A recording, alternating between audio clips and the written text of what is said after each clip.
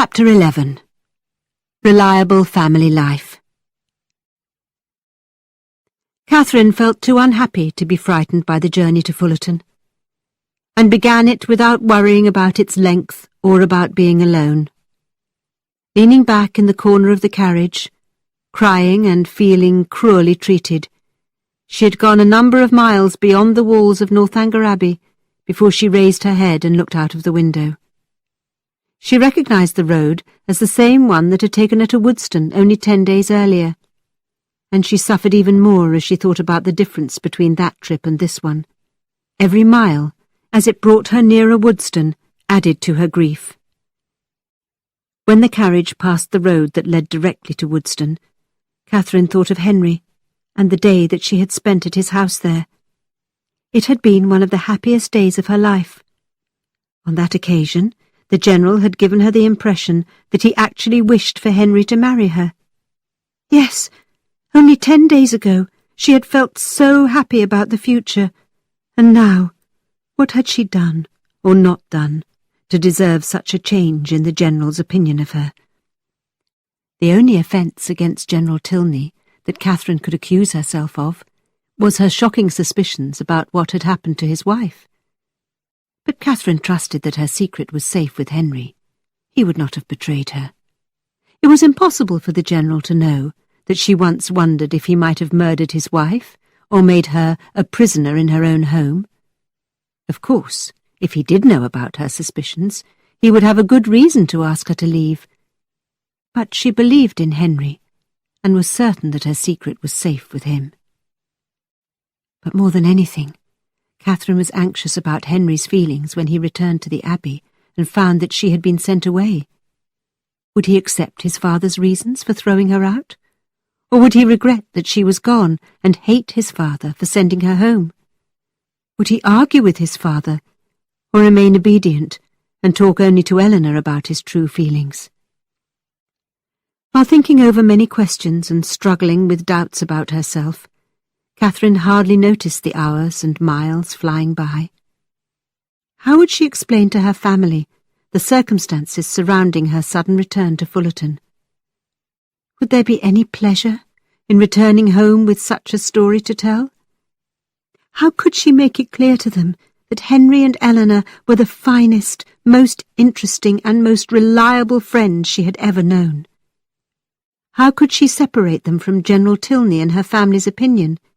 It would break her heart if her family judged her friends unfairly. Finally, after a journey which had taken more than 11 hours without accident or alarm, Catherine reached Fullerton just after 6:30 in the evening. We would expect a heroine to return to her native village after achieving great things, with many stories of success to be proud of. But this homecoming was very different from what you or she might have hoped for. Our heroine was returning home disappointed, alone, and without hope or joy. Therefore her carriage passed quickly through the village, and Catherine hurried into her house, unwilling to meet the questioning eyes of friends and neighbours. But you must remember that the Morland family would not have high expectations of any great achievements or successes for Catherine. Instead, although they would be surprised by her unexpected arrival, they would simply be very happy to have her at home again. The two youngest children, a boy and girl of 6 and 4 years old, looked out when they heard the carriage stop at their gate, expecting as usual to see a brother or sister arrive home. But when they saw that it was Catherine returning after an absence of 11 weeks, they jumped for joy, shouted for their parents, and ran out to greet their older sister. The warm, affectionate welcome that Catherine received from her parents and brothers and sisters awakened the best feelings in her heart, and she found her troubled spirit calmed. She even, at first, felt happy. But Mrs. Morland noticed that the poor traveller looked pale and tired, and soon had the family seated round the tea-table. With cups of tea and sandwiches in front of them, everyone was eager to hear about Catherine's adventures and to find out why she had come home without warning. Quite slowly, and with much hesitation, Catherine tried to explain what had happened the night before. And although her parents were usually unwilling to criticize other people, they felt unable to pardon this insult to their daughter. They believed that General Tilney had acted neither honourably nor kindly as a gentleman or as a parent. What could have made him treat a guest so badly? Like Catherine, they could see no reason for his rude behaviour, especially after he had treated her so well for the past 4 weeks. Finally, Mrs. Morland ended the conversation by saying, "It is a strange business, and General Tilney must be a strange man. But you are home now, safe and secure. It is not worth troubling yourself any further about that man's reasons." "But why couldn't he send Catherine home in the proper manner, if he had to leave for Hereford?" asked Sarah, the eldest of Catherine's sisters. "I do not think we will discover his reasons," answered Mrs. Morland. "I feel sorry for his own children, who must have a difficult time with him as their father.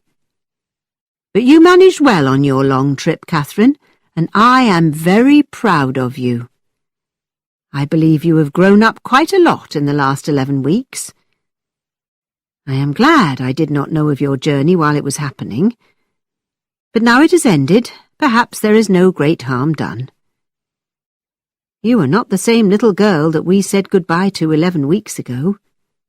You have grown up and can take care of yourself now." Catherine hoped that her mother was right about that, but her spirits were quite worn down, and she longed to be silent and alone. She was happy to agree to her mother's suggestion that she should go to bed early and gain the benefit of a good night's rest. Her parents knew she was tired and disappointed, but they had not guessed that she was also suffering from a broken heart. Perhaps it is odd that with a young daughter of 17 just returning from her first adventure away from home, they had not thought of that.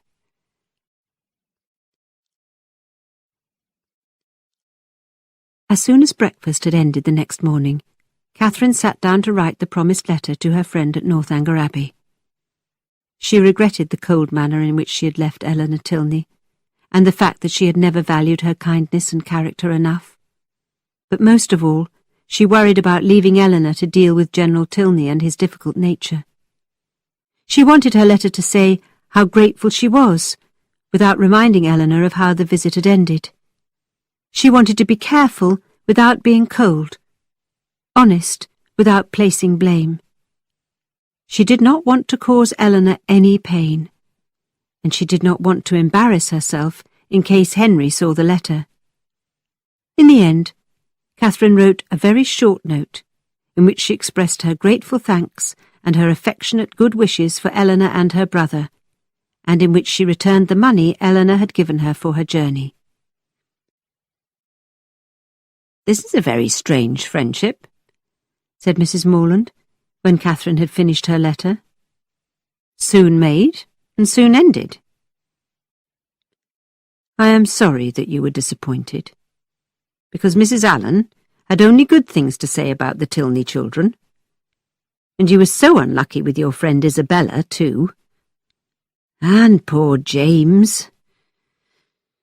Well, we must live and learn. I hope your next new friends will be more worth keeping."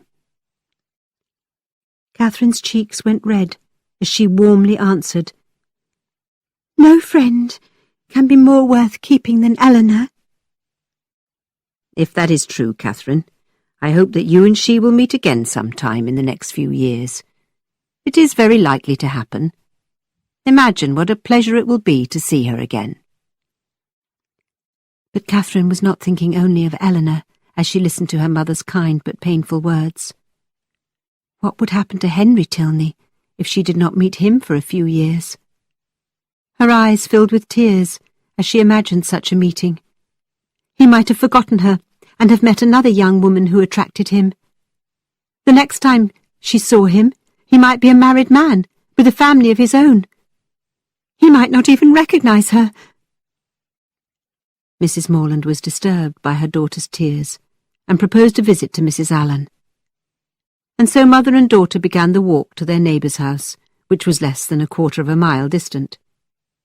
As they walked, Mrs. Morland gave Catherine her opinion of James's broken engagement. "Of course, we are sorry for James, but it is good that the engagement has ended, and there is no harm done in the end. We did not know Miss Thorpe, and she had no personal fortune. And now, after such improper behaviour, we have a very poor opinion of her. James will recover, and I am sure that he will use better judgment next time."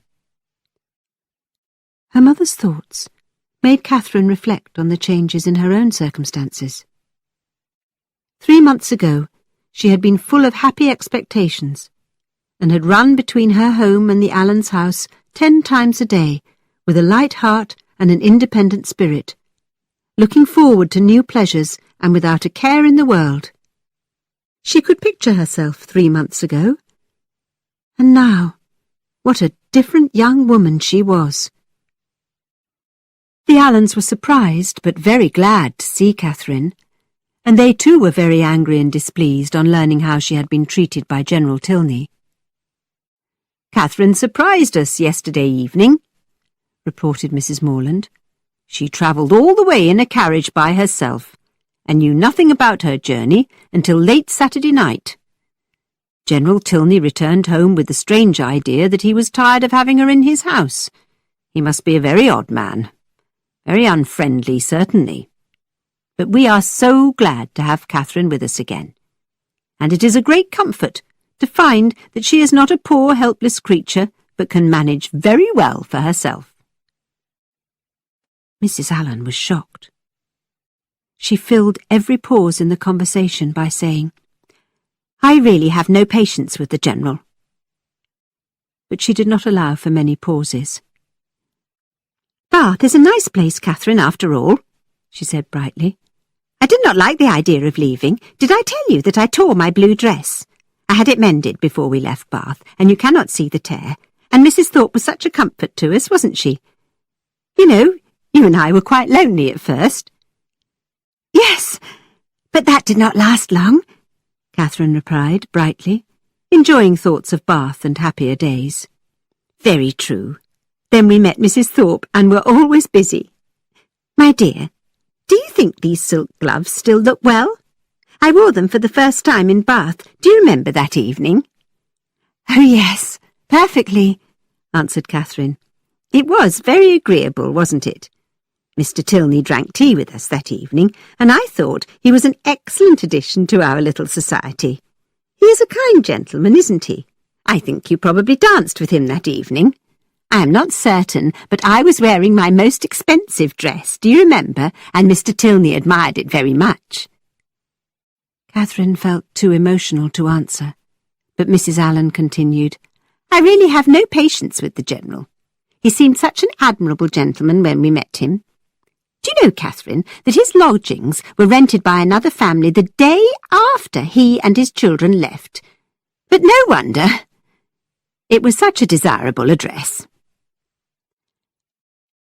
As they walked home again, Mrs. Morland said, "You must be grateful for your old friends. They have loved you and been concerned for your happiness for many years.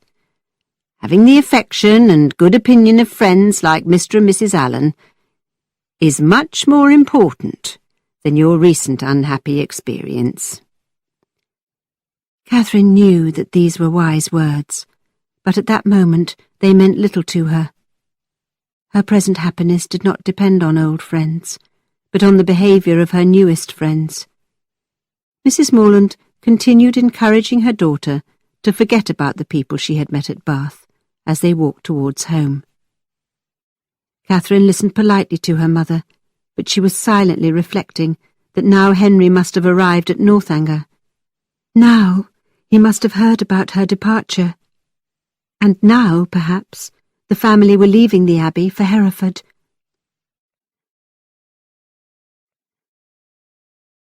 The following day, Mrs. Morland sat with Catherine and Sarah, her 2 eldest daughters, as they worked at their various jobs.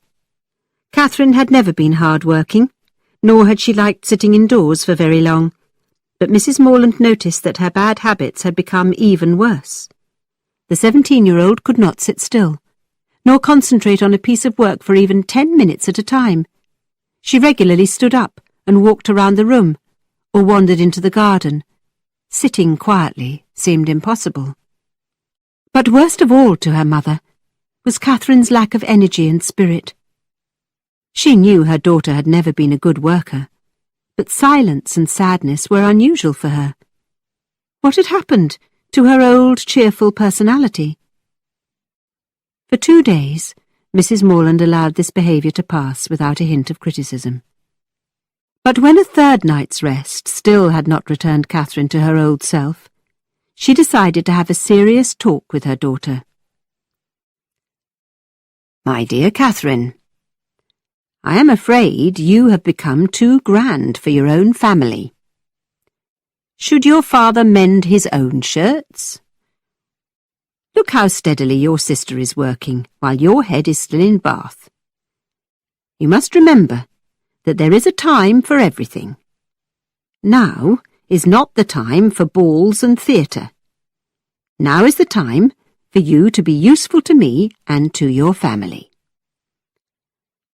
Catherine picked up her sewing basket and sadly replied, "I do not think about Bath. At least, not very much." "Then you must still be upset about General Tilney, and that is very silly of you. You probably will never see him again. You should not worry about things you cannot change."